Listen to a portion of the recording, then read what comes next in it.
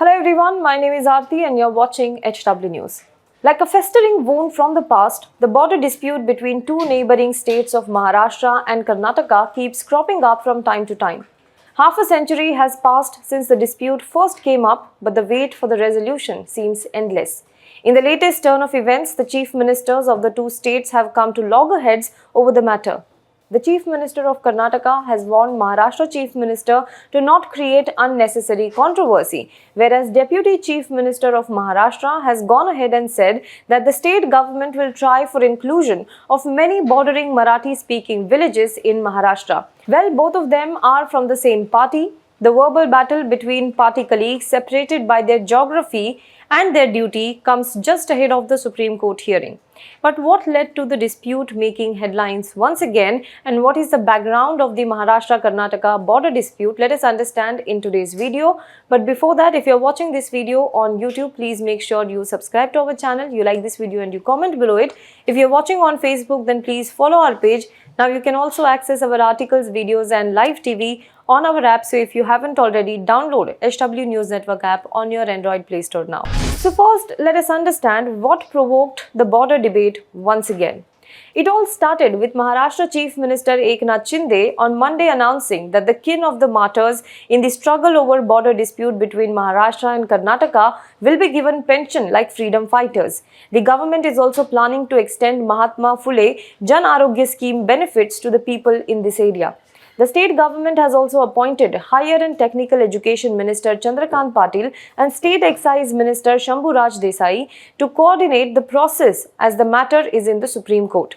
The move is significant not only for Maharashtra but also for Eknath Shinde, because this was one of the core issues on which Shiv Sena was formed by late Bal Thackeray, whose legacy Shinde claims. Interestingly, Eknath Shinde himself has been in jail for 40 days during a protest over this issue in 1986 in Karnataka. Moreover, he had been the president of a committee formed to oversee the border dispute by Uddhav Thackeray during MVA government. Karnataka government, on the other hand, has not taken this in a lighter vein. Karnataka Chief Minister Basavaraj Bommai responded by announcing special grants for the development of Kannada schools in Maharashtra, as well as announcing pension for those involved in Ekikaran, that is unification movement of Kannada-speaking areas. Meanwhile, Bommai claimed that some villages in Maharashtra's Sangli passed a resolution to merge with Karnataka, facing a water crisis. As the move created political uproar in Maharashtra, Deputy Chief Minister Devendra Fadnavis said that no village will go to Karnataka. On Karnataka's part, the state has also prepared a team of lawyers to present their case in the Supreme Court. So what is the history of this border dispute? The history of Maharashtra-Karnataka border dispute dates back to the time when states were reorganized on the basis of language in 1956. India became independent in 1947, but both the state, that is state of Maharashtra and state of Karnataka, were formed much later. Karnataka was formed in 1956, whereas Maharashtra was formed in 1960. To understand the dispute, we have to look at this map of India before independence. The western region, denoted in yellow color, was known as Bombay Presidency under the British.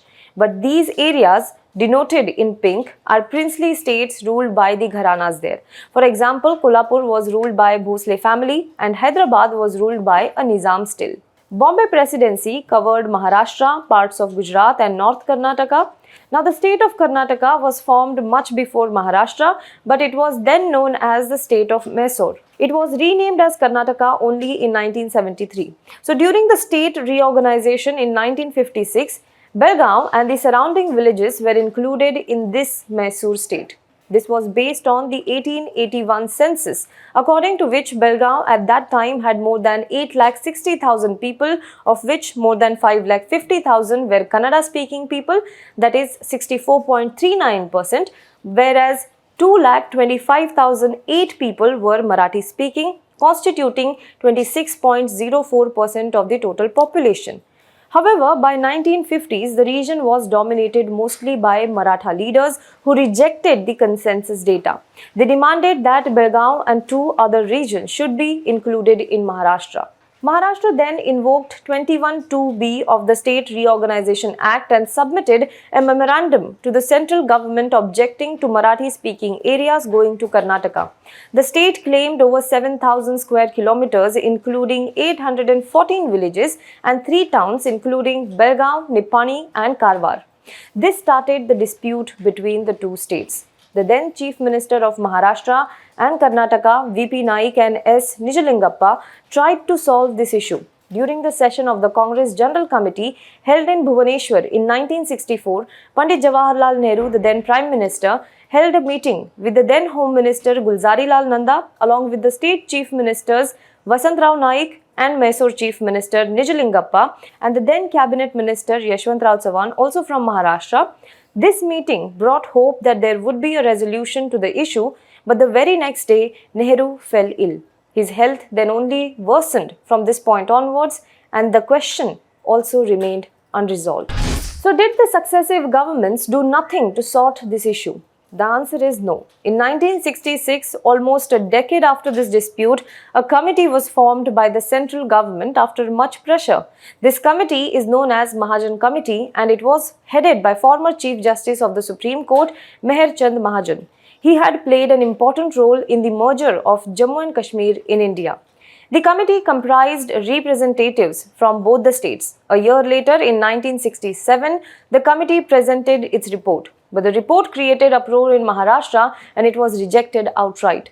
During the winter session of 1967, the report led to discontent. A.R. Antule made a fiery speech in the Legislative Assembly, and in this, he also torn the pages from the report.